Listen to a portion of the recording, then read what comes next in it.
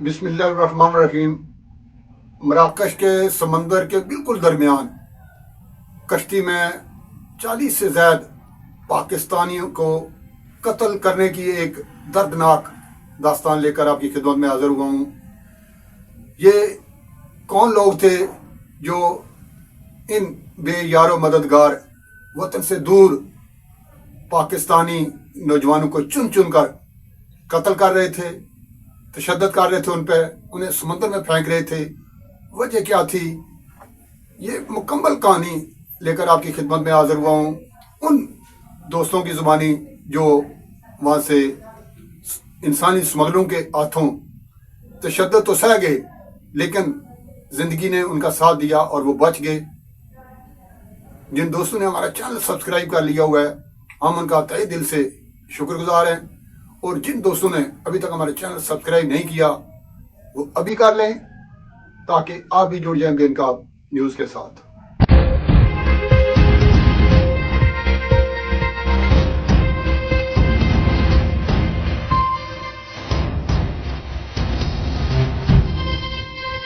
वो रोजाना आते, हम पर तशद्दुद करते और उठाकर समंदर में फेंक देते।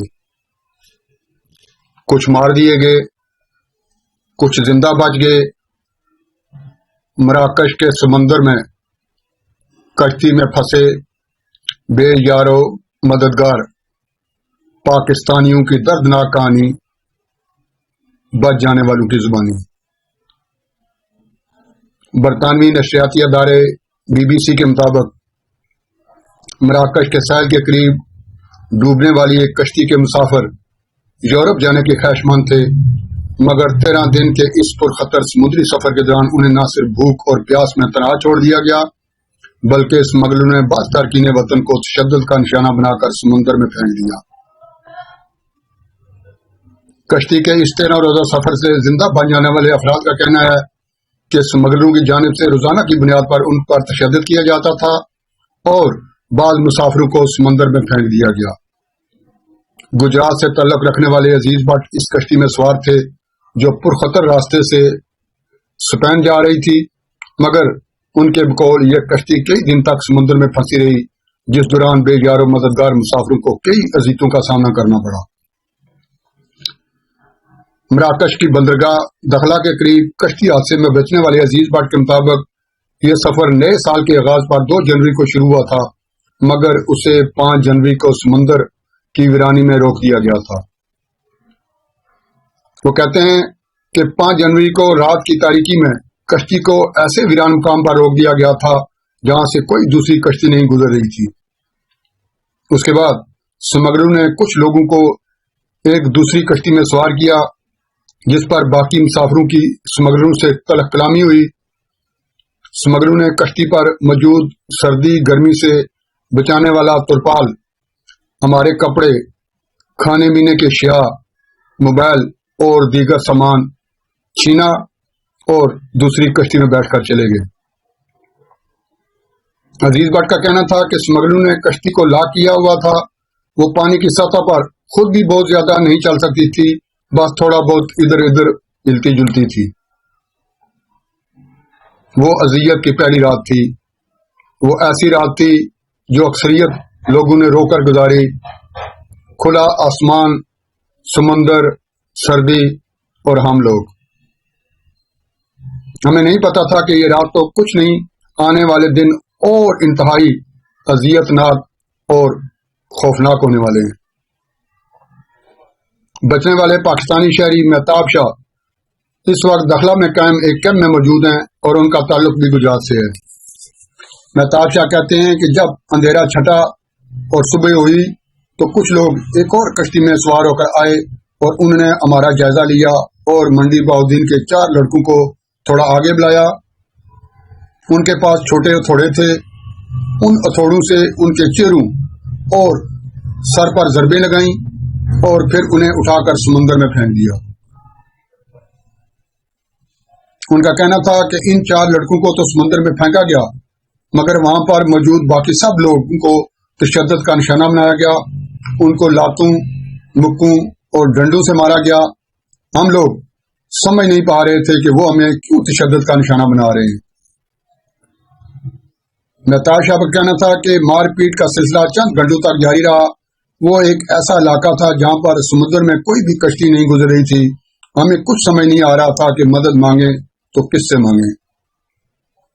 उनका कहना था कि फिर एक कश्ती आई और वो लोग इसमें बैठकर चले गए और हम लोगों को उस कश्ती में छोड़ दिया। नताशा याद करते हैं कि 10 दिनों तक स्मगलर रोजाना एक दूसरी कश्ती पर वहां पर पहुंचे थे और कुछ लोगों पर तशद्दुद करके उन्हें समंदर में फेंक कर चले जाते थे। अजीज भट्ट कहते हैं कि हमें कोई मदद नहीं मिल रही थी। भूख और प्यास से हमारी ये हालत हो चुकी थी कि हम उठकर बैठ भी नहीं सकते थे। कई लोग इंतहाई बीमार हो चुके थे। कई लोगों ने वहां पर अपने घर वालों के लिए ऊंची आवाज में वसीयतें और आखिरी पैगाम दिए कि अगर कोई बच जाए तो वो जरूर ये पैगाम उनके घर वालों तक पहुंचा दे। उनका कहना था कि अब सूरत हाल ये हो चुकी थी कि हमारा गला इतना खुश्क था कि हम लोग समंदर का पानी पीने पर मजबूर थे। कुछ में तो इतनी सकत भी नहीं थी कि वो हाथ को नीचे करके समंदर का पानी ही पी सकें। तन पर सिर्फ एक जोड़ा कपड़ों का था। हालत इतनी बुरी थी कि बताया नहीं जा सकता। अजीज भट्ट का कहना था कि अब वो दिन के वक्त किसी वक्त भी पहुंच जाते थे। वो लोग जब आते तो सबसे पहले हमारी गिनती करते कि पूरे हैं कि नहीं। इसके बाद देखते कि कौन ज्यादा निडाल और बीमार है, उसको उठाकर समंदर में फेंक देते। 15 जनवरी के दिन इस कश्ती को सफर पर निकले 13 दिन हो चुके थे। अजीज भट्ट बताते हैं कि स्मगलरों की दूसरी कश्ती आते देखी तो 2 लड़कों ने पहले ही समंदर में छलांग लगा दी। शायद यह वही थी कि एक दिन पहले वो स्मगलर इन दोनों लड़कों को देखकर इशारे कर रहे थे। उनका कहना था कि कश्ती में सवार अफराद ने भी उनको देख लिया था। हमें तो ये लगा कि शायद वो उनको मरने देंगे, मगर पता नहीं क्या हुआ कि उन्होंने ही उनको बाहर निकाला और हैरत अंगेज तौर पर इस कश्ती को चलाया गया।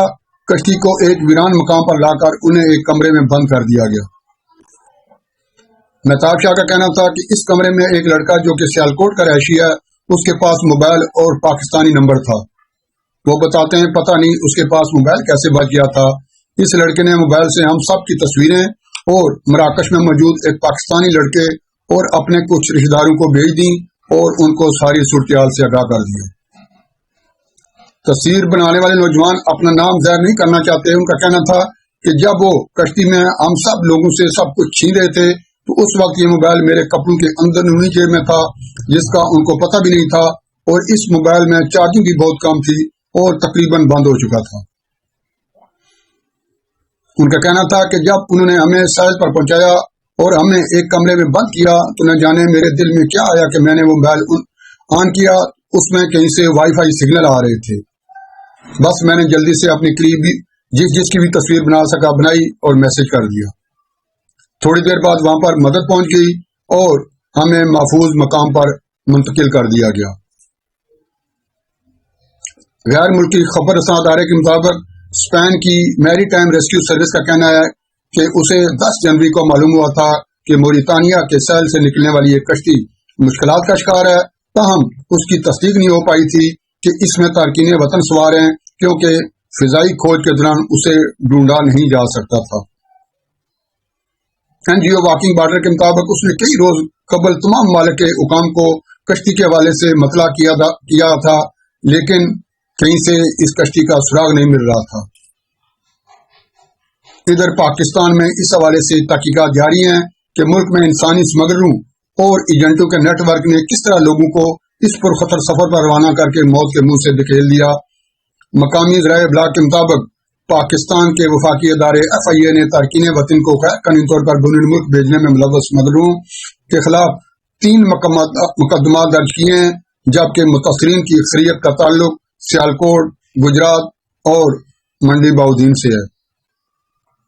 FIA ने एक एलामिया कहा है कि इस बारे में तहकीकात की जा रही है कि मुख्तलिफ हवाई अड्डों से रवानगी के वक्त इन नौजवानों को क्यों नहीं रोका गया और आया इसमें FIA के एहलकारों की सहूलतकारी भी शामिल है।